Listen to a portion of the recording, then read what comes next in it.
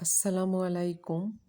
এই যে সাদগা শাড়ি বা জাকাতের শাড়ি, লুঙ্গি তোমরা যেটাই করো, নিজের বাবা-মাকে সাদগার শাড়ি, বাবার লুঙ্গি, জাকাতের শাড়ি এগুলো যেন বাবা-মাকে না দিও। কারণ এতে আরও তার অমঙ্গল হয়, না জানিয়ে দিলে।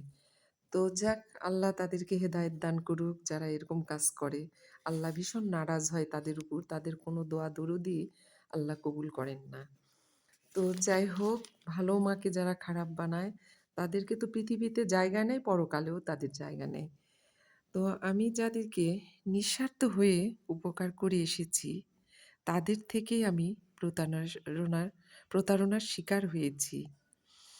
আমি মানুষটা খারাপ সময়ে যাদের পাশে থেকেছি তাদের মুখেই আমি আমার বদনাম শুনেছি।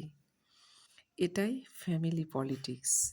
তো যাই হোক, কিছু ব্রেন পাগল হয়ে যায়, অনেকে এরকম ফলে ফ্যামিলি পলিটিক্সের মধ্যে ঢুকে যায়। তো ভাই বোন তো ভাই বোনই, সন্তান সন্তানই।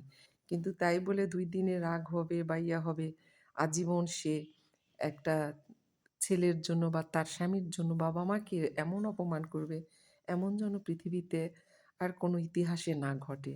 এটাই যেন সমাপ্ত হয়। আল্লাহ যেন সেই মানুষটাকে হেদায়েত দান করেন, যিনি বাবা-মাকে সাদগা এবং জাকাত ফেতরার কাপড় দেন। তো আমি এই কাপড়টা দিয়ে দিলাম একজনকে, একটা গরিব মানুষকে। লুঙ্গিটাও দিয়ে দিচ্ছি। কিন্তু ওটা ছবি তোলার কথা মনে নেই।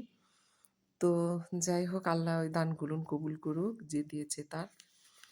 তো এই যে আমাদের গাছের সাজনা দিয়ে এই যে কানস মাছ দিয়ে ঝোল করেছি। ক্ষুরা, আলু, সাজনা, কানস মাছ দিয়ে। আর এই যে ঈদের মধ্যে সেমাই, লাচ্ছা এগুলো না খেলে আসলে ভাত খাওয়ার পর ভালো লাগে না।